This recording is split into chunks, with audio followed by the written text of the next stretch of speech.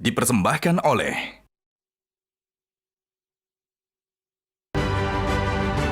Selamat malam para pemirsa, ketemu lagi di Hot Room dengan saya, Hotman Paris. Juru parkir liar ternyata telah menimbulkan keresahan di mana-mana. Bukannya membantu parkir, malah menagih uang parkir yang sangat tidak masuk di akal. Namun di satu pihak, mereka-mereka itu adalah warga Indonesia yang perlu pekerjaan untuk menyambung hidup, apalagi di ibu kota ini. Bagaimana usaha pemerintah untuk mengatasi persoalan ini? Inilah Hot Room, PR besar parkir liar.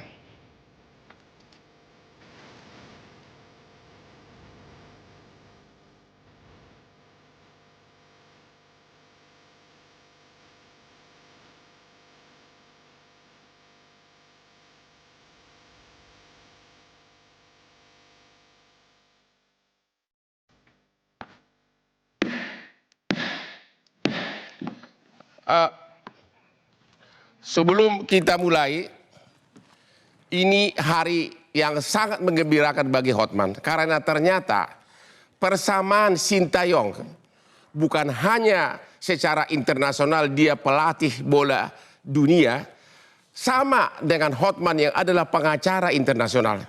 Namun ada fenomena terbaru, yaitu Sintayong ternyata suka kopi yang sama, yaitu kopi luwak hitam premium yang sangat aman di lambung, apalagi bisa diminum sebelum makan, tidak membahayakan. Kopi kesayangan Hotman Paris dan Sintayong, pelatih bola kita yang sukses belakangan ini. Inilah dia, kopi luwak hitam premium.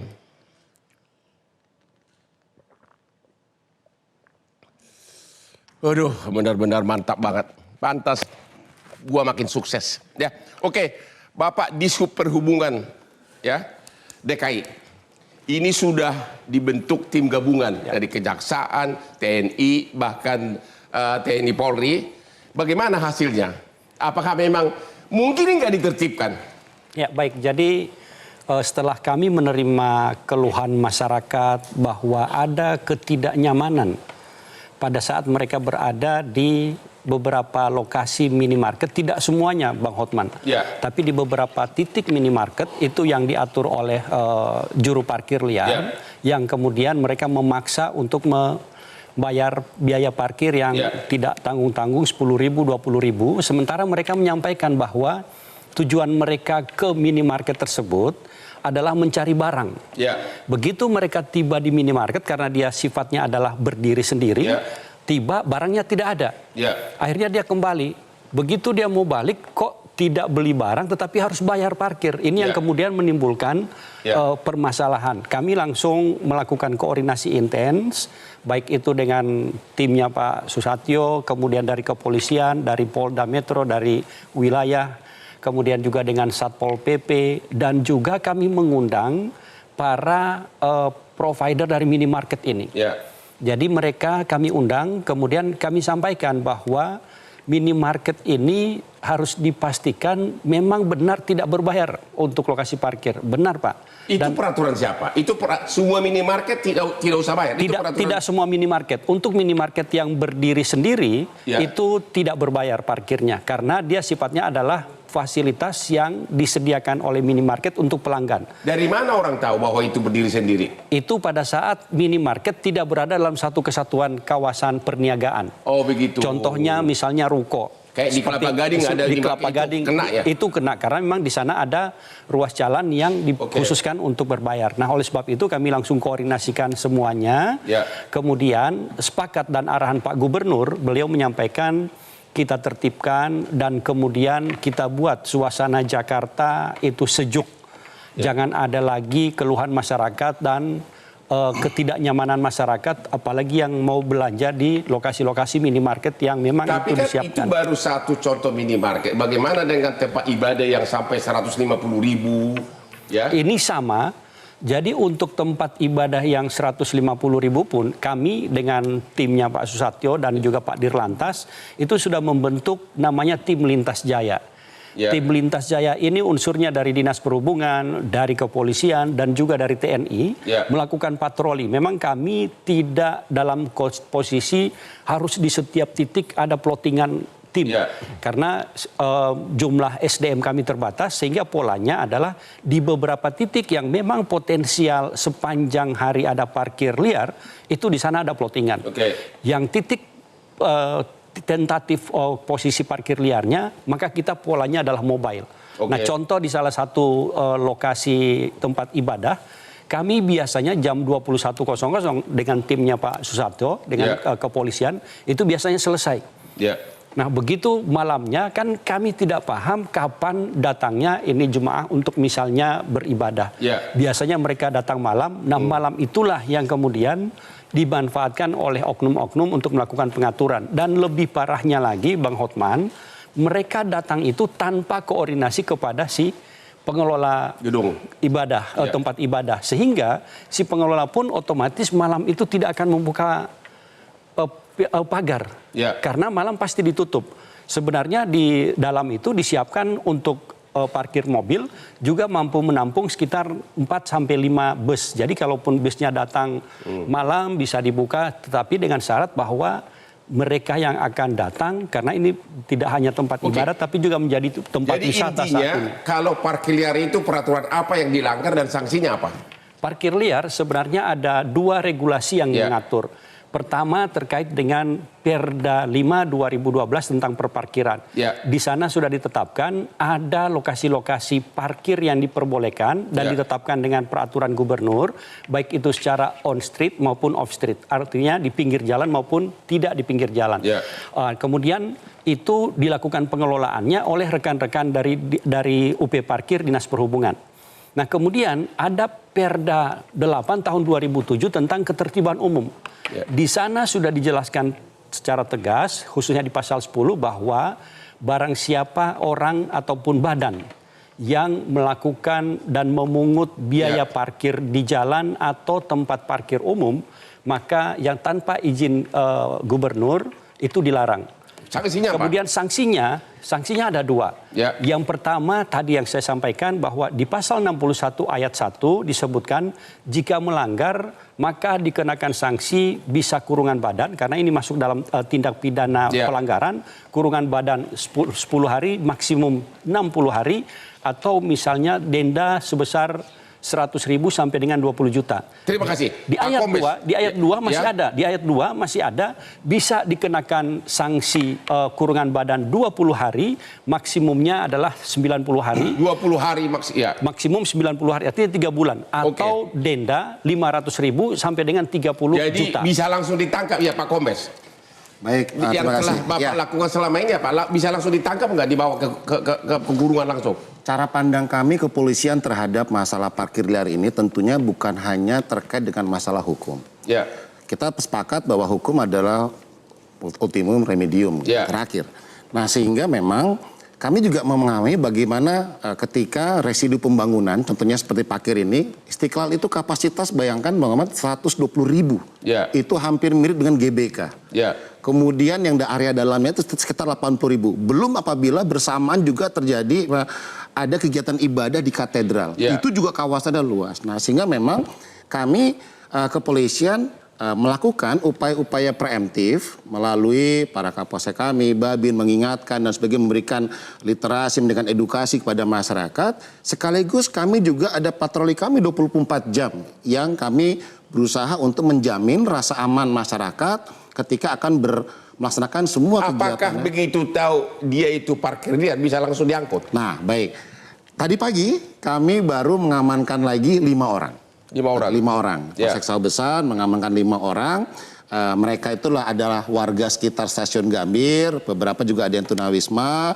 Mereka mencoba parkir, mengatur. Nah, kemudian itu kita tangkap dan kita serahkan kepada Satpol PP untuk lakukan penindakan. Tetapi dalam derajat tertentu, Bang Hotman, tentunya kami bisa saja menerapkan pasal tindak pidana pemerasan sesuai dengan pasal 368. Nah, tentunya ini yang kita akan mengkaji apakah karena unsurnya tersebut di sana sebutkan gitu bahwa memang untuk dengan maksud menguntungkan diri sendiri atau orang lain secara melawan hukum dengan ancaman kekerasan ataupun kekerasan untuk memberikan barang. Nah, jadi harusnya bisa 368 KUH pidana tapi belum ada yang masuk pakai pasal itu. Sampai saat ini memang terkait dengan kejadian kemarin itu beberapa unsur belum terpenuhi. Terima kasih, kita istirahat dulu setelah yang berikut ini.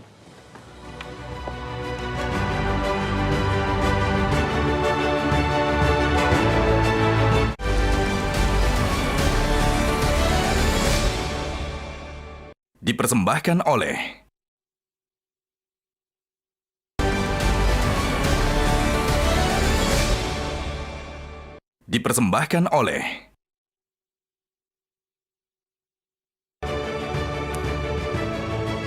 Ketemu lagi di Hot Room. Berikut ini kita akan melihat dulu video tanggapan masyarakat dan juru parkir atas keadaan parkir di negara kita ini. Silakan. Sebenarnya sih setuju nggak setuju. Maksudnya kalau dari pihak minimarket kita sudah ada tulisan menggratiskan itu sebenarnya tidak berhak sih ada tukang parkir gitu. Tapi kalau tergantung kebijakan karena kan minimarket itu udah bayar pajak sama beserta parkir ya, jadi makanya digratiskan. Kayak orang yang untuk beli di situ nggak harus wajib membayar gitu. Cuman kalau tukang parkir liar tanpa izin, cuman langsung memalak gitu, dan ini kita parkir dia nggak ada, begitu kita keluar dia tahu-tahu muncul, lah itu memang mengganggu sih. Seperti itu, yang begitu mesti ditertibkan lah. Ya gimana ya, kalau kita bilang kita setuju ya kita kagak ada penghasilan, kita bilang kita setuju ya takutnya ada pencurian, nanti siapa yang mau tanggung jawab? Kalau saya sih sangat tidak setuju ya, karena ini mata pencaharian kita sehari-hari. Kalau tidak ada pelajaran kita nggak mau ngasih keluarga, nggak ada gitu. Emang satu-satunya ini pencarian kita setiap hari di sini. Kalau gitu saya tanya dulu Pak juru parkir dulu, Pak Sarif Husen. Anda parkir liar atau bukan? Parkir liar. Parkir liar? Iya. Berapa dapat sehari? Dan Anda setor nggak ke ormas atau ke kepala Disub Perhubungan atau kemana duitnya? Kalau untuk setoran tidak ada, Pak. Oh, tidak ada? Tidak ada. Jadi? Ya kita kelola sama-sama aja. Yuk bisa dapat berapa orang? Ini daerah mana kamu mengelola? Di sini Pak, di Kudaya Duri Pak. Itu berapa orang di satu komplek itu? Kita berdua. Berdua? Berdua. Yuk bisa dapat sehari? Berapa dapat sehari? Ya tergantung ramai atau sepinya Pak. Apa? Tergantung ramai atau sepinya. Kira-kira maksimum yang pernah dapat berapa duit? Ya bisa 100 lebih. Atau bahkan di bawah 100.000. Terus ada peributan antar preman enggak lahan parkirnya? Oh, alhamdulillah tempat saya tidak. Hah? Tidak. Atau kamu yang ada golok besar di sampingmu? Ya Pak. Yakin lo nggak ada? Nggak ada. Ya? Kalau saya atau misalnya cewek datang, Anda datang ke kaca minta uang parkir, dia rambutmu aja orang udah takut. Gimana itu? Ya kita kan di situ Pak tidak memaksa juga Pak. Kalau bagi yang memberi kita terima, bagi yang enggak ya silakan aja, nggak ada. Pernah nggak nagih di atas 5.000? Nggak pernah Pak. Ya? Sama sekali nggak pernah. Nggak pernah? Nggak pernah. Terus di belakang kalian bukannya ada ormas? Nggak ada Pak, sama sekali nggak ada. Oh. Kalau di tempat lain ada nggak ormas yang Anda tahu? Nah, kalau itu saya kurang tahu Pak. Halo, sudah ditakut-takut nih gara-gara ada Pak Kombes nih. Kalau masalah tempat lainnya ya, karena emang saya nggak mengetahui, jadi saya kurang tahu. Ada tahu nggak juru parkir lain memang ada setorannya ke ormas? Ya sempat. Geng-geng di situ. Kalau di daerah saya tidak ada sama sekali Pak. Yang Anda tahu ada nggak? Ya, kalau tempat luar mungkin saya pernah lihat waktu singgah atau apa, kan saya termasuk driver ojol juga. Ya. Sambil parkir sambil ojol juga. Ya, terus yang Anda lihat apa? Ya pernah ada yang pakai ada bawa-bawa pakai kaos ormas gitu. Ya. Yang Anda tahu pembagiannya gimana? Berapa persen untuk ormas, berapa untuk juru parkirnya? Kalau itu saya nggak nanya Pak. Oh, Saya ya? kurang etis Pak, sama-sama juru parkir Pak. Ada etika. Tidak etis ya? Iya, nggak enak Begitu. lah Pak. Sudah berapa tahun Anda jadi juru parkir? 2012 Pak. Wah, selamanya juru parkir terus?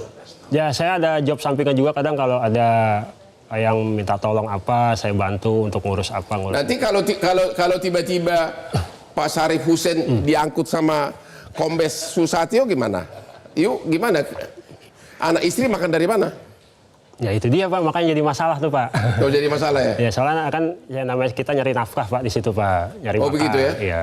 Oh nanti sesudah selesai acara ini, ambil foto dengan Pak Kombes, setiap Anda mau ditangkap tunjukkan ya. Pasang di. Jadi gini Bang Hotman. Terkait penertiban parkir, juru parkir liar, Pak Gubernur itu sudah berpesan bahwa tindakannya harus humanis, kemudian penyelesaiannya tidak hanya di hilir tapi dari hulu. Nah, oleh sebab itu yang kami lakukan adalah melakukan koordinasi, kami cek ke Dinas Tenaga Kerja, ada tidak biaya untuk pendidikan dan pelatihan, sehingga para juru parkir setelah kami lakukan pembinaan selama sebulan ini, pembinaan, diedukasi, diberikan pemahaman, kemudian kami data. Kami data, kemudian datanya dikumpulkan, kami koordinasi dengan Dinas Tenaga Kerja, di sana dipetakan, diprofiling, seperti Pak Syarif Hussein, kira-kira dari sisi passionnya kemana. Ini disalurkan sesuai dengan bakatnya nanti untuk didiklat. Didiklatkan sehingga Pak Syarif Hussein ini menjadi tenaga terampil yang siap disalurkan. Artinya tidak juru parkir lagi? Bisa jadi tidak juru parkir, karena tadi misalnya saya tadinya ojol Pak, ini dipertajam bagaimana agar prinsip kegiatannya. Kalau gitu Pak Hasan Basri, apa tadi yang disebutkan oleh Kasubdit Perhubungan ini realistis nggak? Bisa nggak diatasi parkirnya? Enggak juga sih menurut saya. Nggak realistis? Iya, karena apa? Ini kan menyangkut kehidupan masyarakat.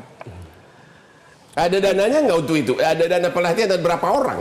Kalau pelatihan ada dana, di Dinas Tenaga Kerja ada dana. Tetapi semua juru parkir ini kan tidak, ada yang sudah tua, Bang.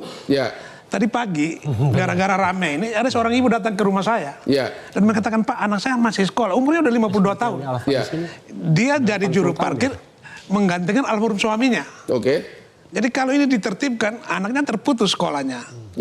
Jadi maksud saya, kan tidak semuanya juru parkir ini bermasalah. Ibu pun itu mengatakan kepada saya, dibayar alhamdulillah, tidak dibayar juga alhamdulillah. Tapi kan intinya, namanya parkir liar, selama memang liar akan jadi masalah. Apakah menurut Anda sebaiknya benar-benar ditegaskan, diterapkan sanksi pidananya? Saya kasih contoh ya. Ada mantan Kapolda yang sangat berhasil di Bali, yaitu Kolose yang mantan Kapolda sebelumnya. Dia benar-benar berhasil menertibkan parkir dan preman di Bali. Tapi memang benar tangan keras. Apa itu perlu diterapkan? Kalau cuma himbauan pendidikan, mana bisa Pak? Orang kan mencangkut masalah perut. Betul, Setuju Pak. Pak? Tetapi masalahnya juga, kalau nggak ada yang mengatur parkir, masalah juga. Contoh, di tempat Indomaret atau Alfamart, ketika motor yang duluan masuk ke dalam, itu nggak bisa keluar lagi karena yang datang belakangan ini udah nutup. Jadi juru parkir harus ada? Iya harus ada, tapi ditertibkan. Dan juru parkir nggak mungkin mau gratis gitu? Sejauh itu masih melanggar aturan, ya kita tertibkan. Tetapi kalau sejauh dia tidak melanggar aturan, saya beri contoh seperti ibu-ibu tadi. Jadi banyak orang seperti gitu. Kalau pusat perbelanjaan atau Alfa, Indomaret itu berada di lokasi pusat perbelanjaan, tapi ini kan lokasi tersendiri. Jadi menurut Bapak, walaupun itu parkir liar, sepanjang tarifnya parkirnya masih wajar, nggak apa-apa? Kalau menurut saya nggak apa-apa, sejauh dia tidak menekan. Kalau mesti tetap bayar alhamdulillah, tidak bayar alhamdulillah itu tidak apa-apa. Ya nggak mungkin lihat tampang begini, mana ada yang berani nggak bayar? Ya kan tidak semua tampang begitu, ada yang nggak gimana? Tadi saya sampaikan, memang dalam derajat tertentu, seperti sampaikan tadi pada Bang Syarif, saya hanya sendiri Pak, atau mama sendiri tadi menggantikan suaminya gitu. Dalam derajat tertentu yang memang menjadi sebuah organized crime, apakah diatur pundi-pundi ekonomi sebuah ormas, kelompok dan sebagainya, tentunya itu menjadi masalah yang serius, harus kita lakukan penegakan hukum. Nah sehingga Pak Kapolri melalui presisinya, transparansi berkeadilan itu adalah menghitung betul bahwa memang ada peran-peran juga. Edukasi ini bukan cuma bagi Pak Syarif aja nih Pak. Di Istiqlal itu sepanjang jalur itu semua ada rambu. Mereka inginnya, masyarakat itu inginnya bisa parkir sedekat-dekatnya. Mungkin kalau bisa masuk depan masjidnya itu Pak. Nah itulah yang menyebabkan ada peluang di sana sehingga warga melihat, oh ya berarti saya harus jadi tukang parkirnya. Kemudian dimanfaatkanlah peluang itu, akhirnya sebuah niat untuk mengatur. Namun sayangnya ketika mereka sudah menerapkan tarif yang sangat tinggi dan tidak wajar dan itu meresahkan. Nah sehingga memang terjadi bagi saya sebuah kontestasi kewenangan nih Pak. ada kewenangannya di Sub, ada kewenangan Satpol PP, ada kewenangan kepolisian di sana terkait dengan penanganan parkir liar ini. Namun tentunya kontestasi itu harus menjadi sebuah sinergitas bagaimana semua rangkaian itu bisa dipahami dan bisa menyelesaikan masalah. Terima kasih Pak Ahmad Nur Hidayat. Yang juru parkir itu kan preman-preman, ya, yang tersebar di penjuru di mana-mana. Coba kayak beliau ini nih, ya. Ini diedukasi. Saya kira ya bukan preman sih sebenarnya, tapi tampang preman. Ya, diedukasi orang kayak gini ada gunanya nggak? Saya kira contoh ini ada pertanyaan. Saya kira gini, Bang. Maksud dia akal nggak itu? Apa tidak sebaiknya terapkan sanksi pidana, tangkap seperti Kolose yang di Kapolda Bali, mantan Kapolda Bali? Saya kira sekarang ini kondisi ekonomi kita sedang tidak baik-baik saja. Jadi pendekatan represif dengan menggunakan kekerasan ataupun penindakan itu harus dilihat dalam konteksnya. Konteks kita sekarang saya kira, pertama Bang, saya setuju, tidak semua juru parkir itu buruk. Yang tadi ada kasusnya adalah dia di kasus minimarket misalkan, mereka membantu konsumen loh Bang. Tadi selain mengatur parkir antara motor dengan mobil, juga adalah masalah keamanan. Minimarket itu tidak menyiapkan security atau siapa. Jadi si customer datang juga dia khawatir was-was. Tapi begitu ada juru parkirnya, entah itu disebut liar ataupun resmi, mereka mendapatkan manfaat. Dan saya kira banyak tempat di minimarket itu tidak digunakan tarif. Itu yang pertama Bang. Yang kedua saya ingin sampaikan bahwa memang kita punya persoalan ekonomi. Juru parkir ini kan jadi muncul karena orang tidak punya pekerjaan formal. Nah inilah yang harusnya negara, mungkin Pak Kombes dan juga Pak Sarif dari pemerintah itu memikirkan mereka. Jadi jangan alih-alih kemudian menakut-nakuti juru parkir sekarang ini, apalagi ini baru mulai hari pertama, nanti ada 30 hari ke depan dia akan dikejar-kejar. Menurut saya kalau tidak ada sanksi di mana-mana, kalau tidak ada sanksi tidak akan ada kepatuhan. Gimana dong? Ya saya kira gini, melihatnya jangan sanksi dan kepatuhan. Melihatnya adalah ada supply, ada demand, ada manfaat atau tidak di situ. Sebetulnya negara bisa dalam perspektif kebijakan publik bisa menerapkan juru parkir resmi. Saya kira di beberapa pemerintah daerah ada yang menggunakan juru parkir resmi menggunakan jaketnya warna pink, lebih humanis. Dan kemudian dia diregister dengan cara apa? Dia meregister, dilatih menjadi juru parkir yang resmi, kemudian menyetor uangnya ke APD. Jadi singkat aja. Jadi menurut Anda juru parkir liar pun itu tidak salah asalkan menagihnya itu yang tarif yang wajar.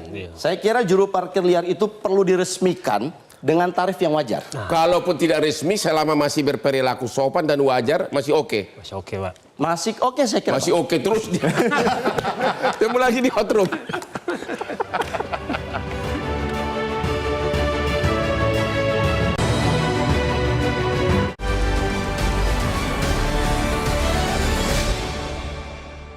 Dipersembahkan oleh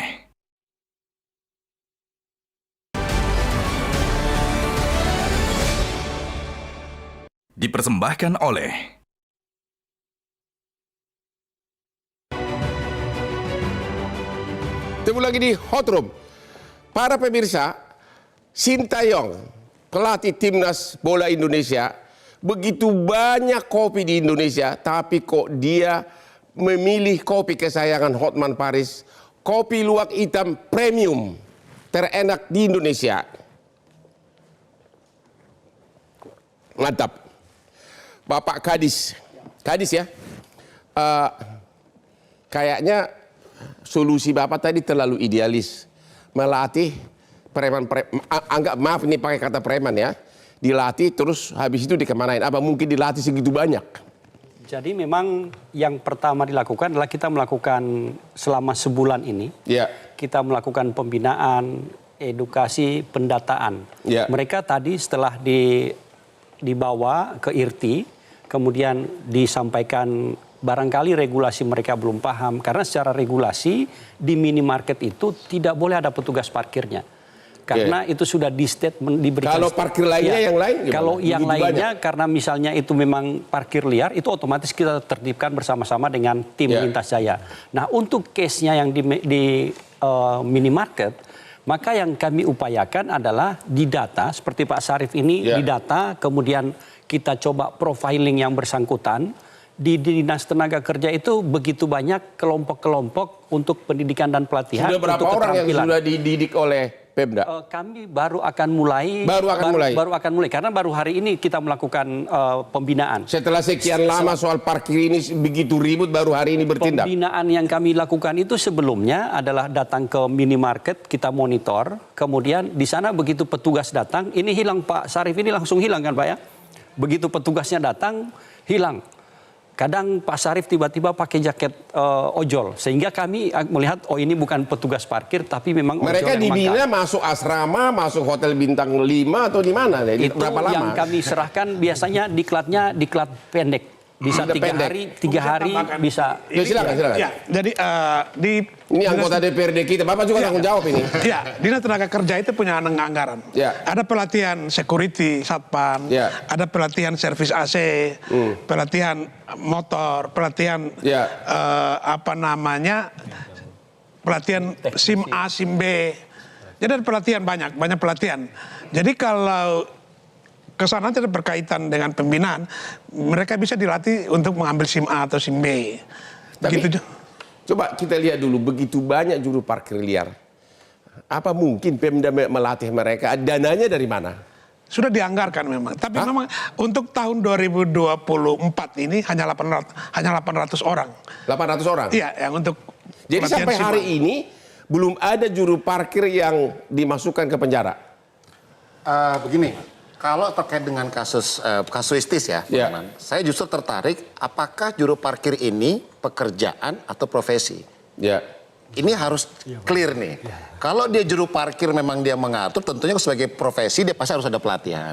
Tapi kalau dia hanya sebagai pekerjaan yang dia sehari-hari, daripada dia tidak bekerja kemudian dia mengatur parkir, tentunya masalah. Nah, kemarin ini yang 2 orang ini ternyata dia juru parkir ngambil laptop di mobil. Sekarang dia masuknya dengan pasal pencurian dengan pemberatan. Nah, yang satu lagi kena lagi masalah narkoba, dites urin ternyata narkoba. Artinya memang kasuistik, tidak bisa kami juga mengeneralisasi bahwa semua juru parkir itu adalah preman, karena premanisme itu sendiri dalam tatarannya menurut kami adalah orang yang menikmati hasil jeripaya orang lain tanpa bekerja. Benar. Tapi juru parkir ini bekerja nih Pak nih. Artinya sampai hari ini belum ada juru parkir liar yang dipidana. Yang dipidana karena kasus pemerasan di Jakarta Pusat belum ada. Iya, maksudnya karena kasus parkir liar. Oh, belum. Belum ada. Oke. Pak Sarif Hussein, kalau Anda sudah dibina, mau nggak dibina? Anda juru parkir berapa tahun? Sudah hampir 10 tahun lebih ya? 12 tahun. 12 tahun. Lu mau dibina atau enggak? Lu bilang nggak mungkin gua dibina gitu tadi. Nggak bisa mikir. Coba, lu mau dibina nggak, dimasukkan ke diklat seminggu, habis itu lu mau kemana? Nggak tahu Pak. Nah ini Pak, pembinaan yang dilakukan berkali-kali itu hanya buang-buang dana. Kenapa? Karena tidak terintegrasi. Dilatih, tapi lapangan pekerjaannya tidak disiapkan. Artinya pulang ya lapar lagi gitu. Sama seperti melatih dinas sosial di DKI, melatih pengemis jalan, dilatih, dibawa, dikasih pekerjaan, tapi kemudian setelah pelatihan dia datang lagi ngemis lagi. Karena mereka bingung pekerjaannya apa nih. Jadi ini bukan hanya salahnya Pemda dong, ini sudah menyangkut nasional. Makanya dalam memilih jenis kebijakan yang dilakukan oleh Dishub, sebaiknya menurut saya ini diformalkan saja juru parkir ini Pak. Karena begini, kalau kita lihat sejarahnya, Pak Sarif Hasan mungkin bisa cerita. Tadi saya berbicara sama beliau ini juga mantan Banpol Pak, Bang. Bantuan polisi yang dulu ditugaskan untuk mengawasi tawuran warga di jalan. Tapi kemudian bantuan polisi itu hilang. Kemudian Bapak ini bingung, dan saya kira banyak orang yang bingung harus bagaimana. Karena dia hidupnya di jalan, ada mobil yang parkir, ya dia melakukan tugasnya, menolong orang. Artinya tidak mungkin pembinaan 3-4 hari seminggu merubah profesi dia tiba-tiba menjadi. Tidak mungkin sama sekali, dan itu hanya buang-buang APBN, apalagi hanya 800 orang yang dilatih. Tuh Bapak Kadis katanya, Bapak hanya buang-buang APBN aja loh Pak. Jadi sebenarnya bukan buang-buang anggaran, karena memang kita itu menetapkan target dalam pendidikan pelatihan itu sesuai kebutuhan dunia usaha. Jadi sudah ada istilahnya link and match di dalam. Begitu kebutuhan dunia usahanya berapa, ini yang disiapkan. Sehingga yang tadi saya sampaikan, contohnya Pak Sarif, di profiling yang bersangkutan, diundang, kemudian dilihat, oh ini ada dunia usaha yang butuh tenaga kerja apa sesuai dengan profilingnya Pak Syarif, didiklatkan, kemudian disalurkan ke sana. Sehingga yang bersangkutan sudah otomatis begitu selesai diklat, ada sertifikatnya, disertified, itu datang. Yang sudah berhasil ada datanya nggak? Berapa orang? Itu sudah cukup banyak yang berhasil. Bahkan mekanik di perkapalan pun kami salurkan itu ada. Jadi macam-macam. Jadi tidak lagi pola dulu.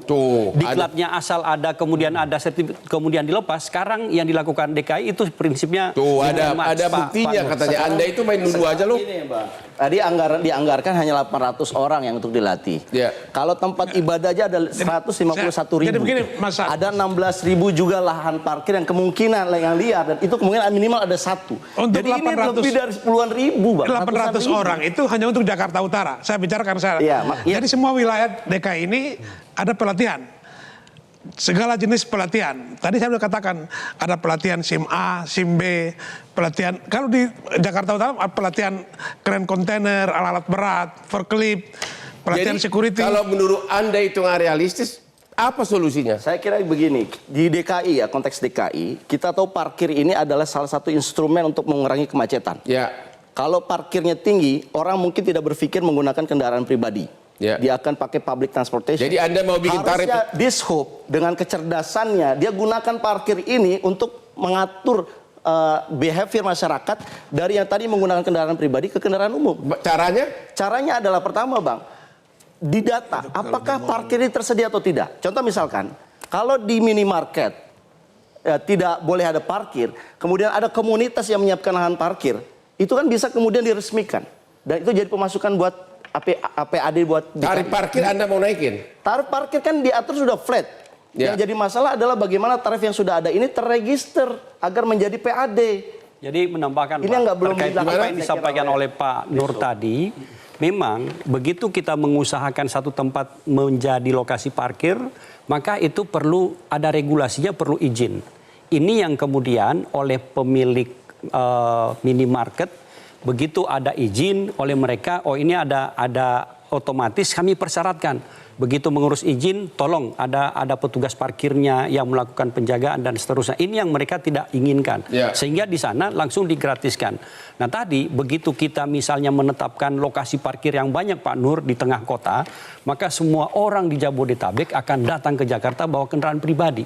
Kami sekarang merubah itu dengan pola public transit oriented development, tidak lagi menggunakan car oriented development, sehingga yang disiapkan itu adalah lokasi parkir di dekat-dekat stasiun. Termasuk atau halte parkir bus. Di pinggir jalan juga itu berhak mereka nagih.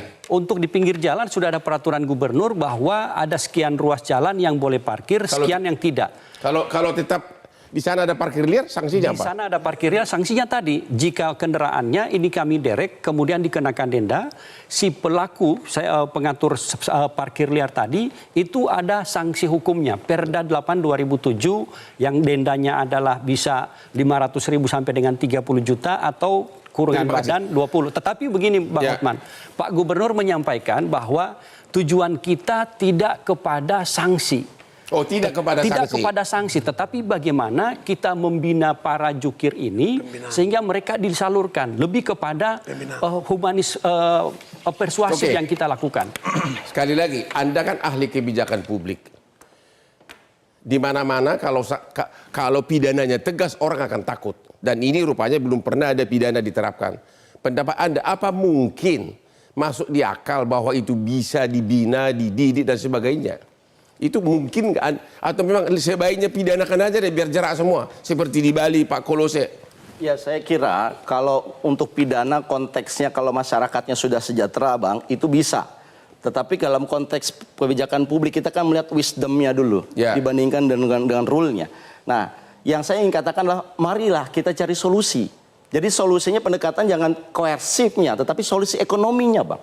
Saya setuju misalkan dilatih, tapi pertanyaannya ini mau diarahkan mau jadi apa para juru parkir kita dengan keterampilan yang sangat terbatas. Nah itu tadi. Menurut saya yang paling mungkin adalah Pak, ini saran saya Pak, dilatih saja menjadi juru parkir resmi, dikasih baju, diberikan aplikasi e-parking, di mana mereka nanti masuk uangnya setor ke negara.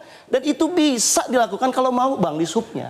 Dan ini saya kira itu Pak 400 miliar hitungan kami. Tapi pernah kan ada e-parkir pernah tapi nggak jalan. Pertanyaannya adalah ini serius nggak dijalankan? Nah, Udah ada mesinnya. Untuk lokasi parkir yang dikelola itu sudah ada petugasnya. Makanya Pak Sarif masuk ke lokasi parkir yang memang tidak ada petugasnya, Pak Sarif ya.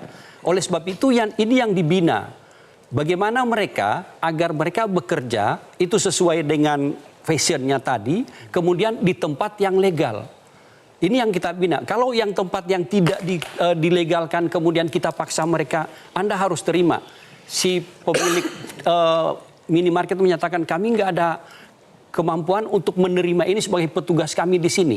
Itu kan sama saja dengan kita mengilegalkan posisi. Dari tadi saya melihat Pak Sarif Hussein ini sebagai tukang parkir ketakutan ngomong. Lu takut dijemput langsung sore ini ya? Langsung masuk ke diklat seminggu ya. Dari tadi senyum-senyum melulu. Oke, kita ketemu lagi setelah yang berikut ini.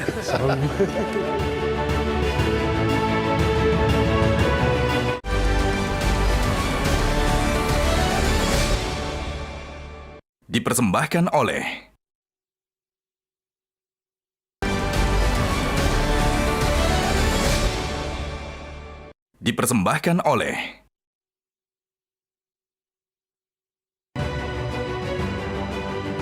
Ketemu lagi di Hot Room. Di Indonesia ini sudah berlaku Pameo, no viral, no justice.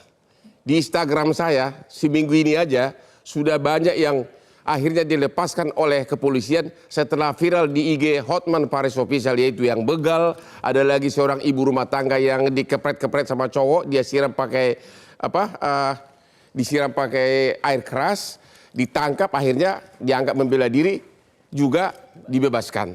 Jadi memang perlu viral. Dan akhir-akhir ini setelah viral, kemudian tiba-tiba Dishub Pemda DKI turun rame-rame dengan Bapak Kapolres Jakarta Pusat. Di segmen terakhir ini minta kepada para semua narasumber, apa win-win solution yang berguna untuk juru parkir maupun masyarakat dalam waktu dekat. Silakan Pak, mulai Pak Kombes. Baik, sesuai dengan arahan Bapak Kapolda Metro Jaya, tentunya kami secara humanis tentunya melakukan penegakan hukum sesuai dengan kadar intensitas dari perilakunya. Ya. Tentunya kita sepakat bahwa yang kita hukum itu adalah perbuatan yang bukan orangnya saja. Supaya orang itu menjadi sadar. Karena tujuan hukum hakikinya adalah bagaimana ketika dia diberikan efek jerah kemudian dia sadar. Caranya efek jerah gimana? Efek jerah itu adalah melalui pembinaan. Baik itu secara pidana ataupun mungkin pelanggaran. Itulah yang sekarang sedang dikerjakan oleh tim bersama gabungan ini agar pelanggaran tersebut bisa lakukan tindak pidana ringan. Ya. Nah itu yang sedang berjalan. Namun demikian tentunya Polri melalui 110 silakan masyarakat apabila mau melaporkan ada aksi pemerasan atau mungkin paksaan yang berlebihan karena ancaman itu nyata gitu. Mungkin dia bawa, tadi abang-abang bilang bawa golok, bawa ini segala macam, parkir sini bayar dan sebagainya. Itu tentunya harus kita lakukan. Dan ketika nanti patroli datang, tidak usah khawatir. Jangan sampai seperti tadi pagi kami lakukan penangkapan, kemudian saya bilang, petugas kami, ayo Pak, Bapak buat laporan. Kami nggak mau buat laporan. Nah artinya tentu saja ini menjadi problema ketika kita harus melaksanakan penegakan hukum. Sehingga memang penegakan hukum itu harus dilaksanakan secara proporsional. Sesuai jadi dengan, intinya pembinaan, wiwinya gimana? Pembinaan dan juga memang area parkir tadi memang harus terkait dengan transportasi publik, area parkirnya harus jelas. Sehingga tidak ada parkir liar. Karena judulnya parkir liar, berarti ada parkir resmi. Nah, kalau kepada Pak Saprin. Ya, jadi terkait dengan penanganan juru parkir liar, kami sudah dapat arahan Pak Gubernur, tindakannya adalah humanis persuasif. Humanis persuasif, ya, tidak akan dipidana?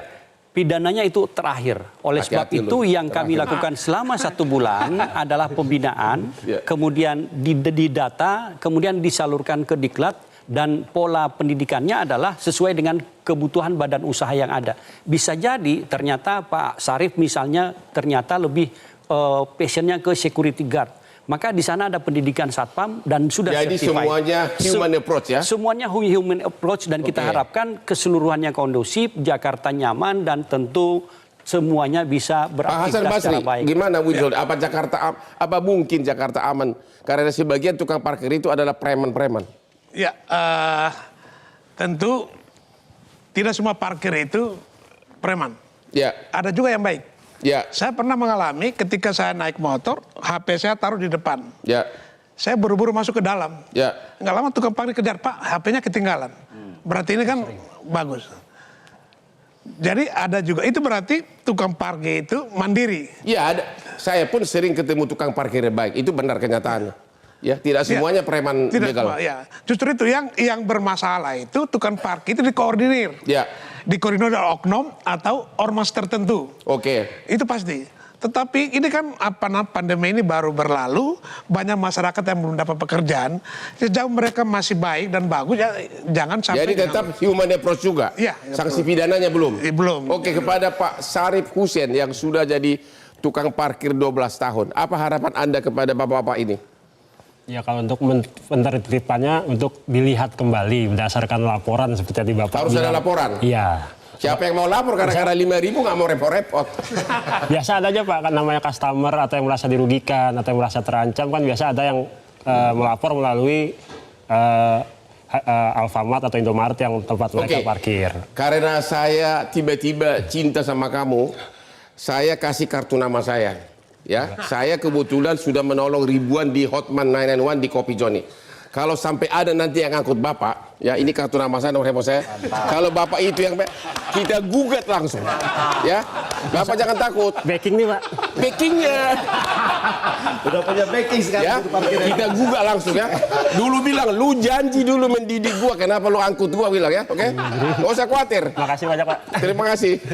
Oke, dari Pak Ahmad Nur. Saya ingin win-win solution. 3 poin, Bang. Pertama, dalam parkir itu diatur ada disebut retribusi parkir, ada yang disebut dengan pajak parkir. Ya. Retribusi parkir manakala lahannya adalah lahan publik, lahan pemerintah. Pajak parkir manakala lahannya lahan pribadi. Saya mau tanya sama Abang, minimarket itu punya lahan parkir pribadi atau publik? Ya, tergantung. Ada yang publik, ada yang tidak. Saya kira mayoritas adalah pribadi yang punya minimarketnya. Maka bisa dijadikan solusi bahwa itu adalah bisa dikenakan pajak parkir. Pajak parkir ini akan bermanfaat buat PAD. Jadi saya bingung dengan logika minimarket bebas parkir loh. Pertama gini, ini adalah lahan parkirnya. Namanya ada lahan parkir, pasti ada jurunya, juru parkir. Masalahnya bagaimana mungkin parkir nggak ada yang mau belanja di situ. Bagaimana mungkin juru parkir disebut liar kalau ada parkirnya? Ya kan gini kekacauan public policy, Bang, kalau menurut saya ya. Yang kedua, poin yang saya sampaikan adalah kalau seandainya kita mau jujur, sekarang orang ke minimarket seringkali tidak bawa cash. Mereka transaksinya pakai digital, kris. Tukang parkirnya pun disenyumin aja, mohon maaf Pak, saya nggak ada uang receh karena transaksinya elektronik. Sehingga juru parkir ini sudah out of date, Bang. Kalau mereka tidak menggunakan digital juga. Nah, saya berpikir bagaimana ini dibuat e-parking semua. Bagaimana yang juru parkirnya kesejahteraannya terjamin, masyarakat juga akhirnya bisa kontribusi sama juru parkir. Saya terus terang seringkali ke minimarket digital terus, Bang. Saya senyumin aja juru parkir, Pak, dirapel saya bilang. Kenapa? Ya karena supaya menyenangkan hatinya dia. Dan saya kira banyak orang sekarang tidak bawa cash dan kasihan juru parkir kita. Dan ini dijadikan solusi. Yang ketiga poin yang saya sampaikan adalah kenapa kita membiarkan mereka seolah-olah tidak punya orang tua, tidak punya pelindung. Kan negara ini kan melindungi juru parkir ini. Mereka butuh penghidupan, mereka butuh makan. Kenapa nggak kemudian kita buat skema yang win-win buat minimarket? Jadi solusinya adalah pendekatan ekonomi. Pendekatan ekonomi dan digitalisasi. Terima kasih. Mohon maaf para narasumber yang terhormat, kita harus akhiri acara kita ini karena sudah di calling terus dari atas. Jadi demikianlah akhir dari acara ini. Jadi untuk sementara masih pendekatan humanis. Masyarakat masih harus tetap bersiap-siap menghadapi parkir liar dan mudah-mudahan Pemda DKI akan memberikan perhatian yang sangat serius dan mudah-mudahan rekan saya ini tukang parkir yang sudah lama tetap bisa menyambung hidup di ibu kota yang lebih kejam dari Ibu Tiri. Demikianlah akhir dari diskusi kita ini. Jangan lupa menonton Metro TV Hot Room setiap hari Rabu jam 9 karena hostnya yang paling hot.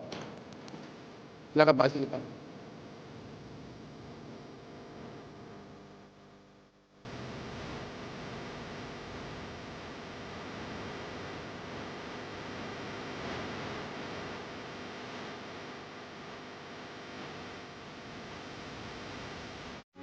Metro TV. Jelajahi cara baru mendapatkan informasi. Download Metro TV Extend sekarang.